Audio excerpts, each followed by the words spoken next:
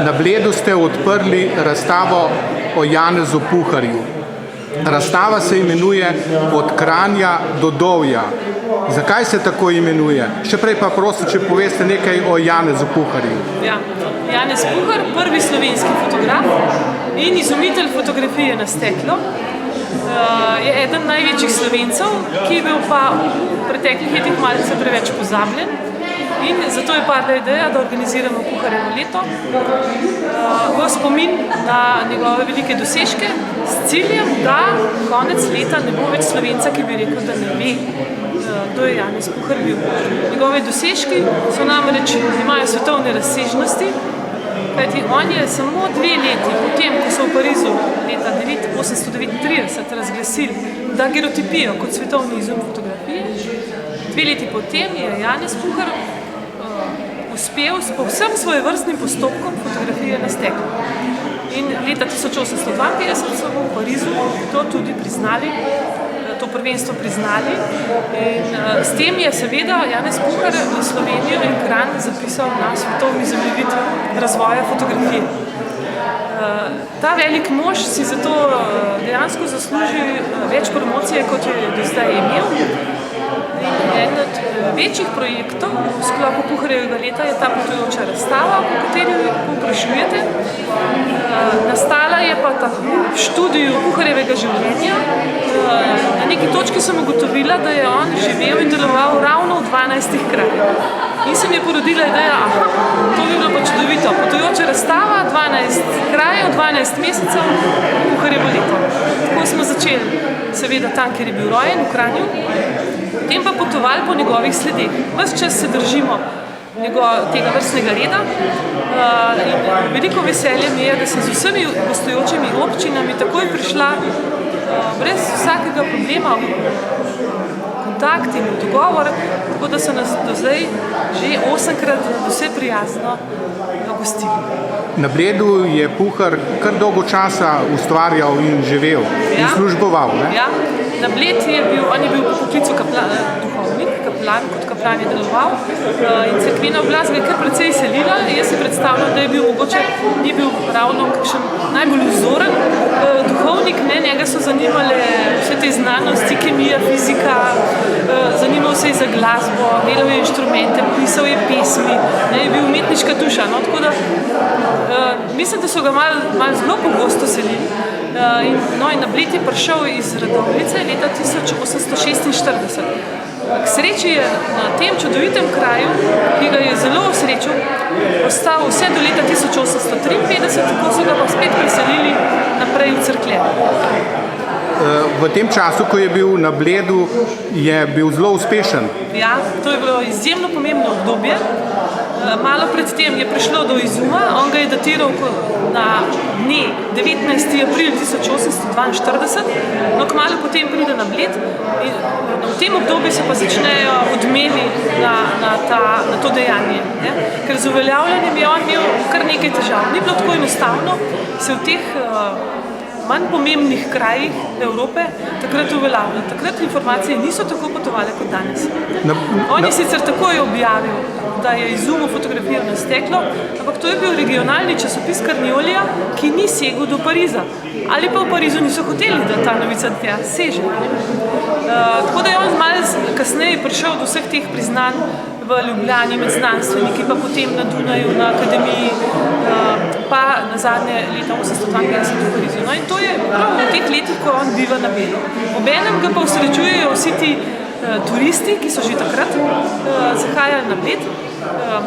Veliko tujcev je bilo tukaj, celo Američanov, in on je s svojim znanjem, ravno pred kratkim smo odkrili, da je govoril ne le 5-6 jezikov, ampak celo 10.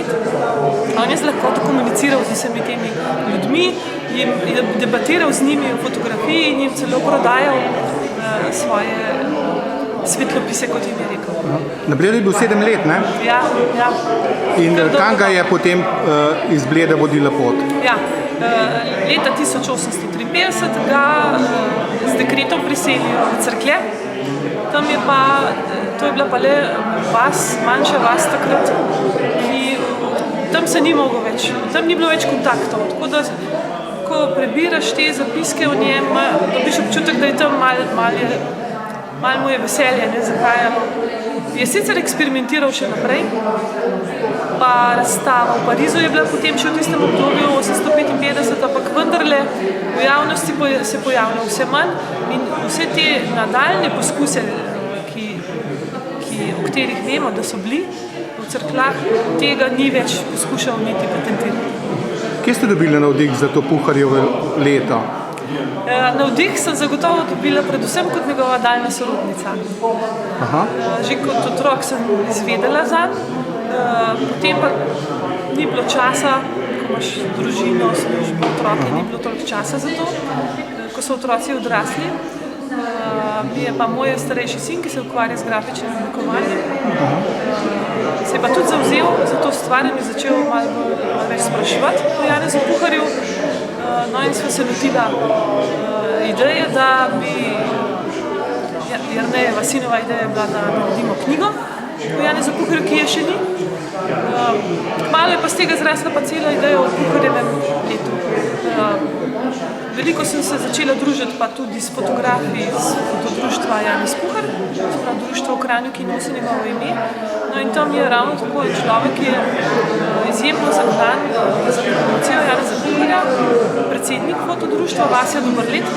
No in tako smo mi trije večinoma, smo prispevali vse te ideje. S promocijo smo se začeli ukvarjati že leta 2007. Uspeli postaviti stalno razstavo v Kranju, uspeli narediti internet stran. Potem je pa kmalu padla misel, da je pred nami 200-letnica rojstva. Letos, 26. avgusta, okrogla 200-letnica, odkar se je rodil. Prav danes, ko odpiramo razstavo na Bledu, pa 150-letnica smrti.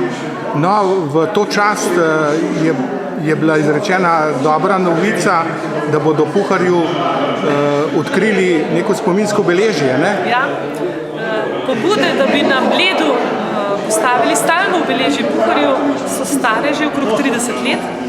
Prvi, ki je to predlagal, je bil največji raziskovalec Janeza Puharja, to je magister Mirko Kapič, izjemna osebnost umetnostne zgodovine na področju fotografije.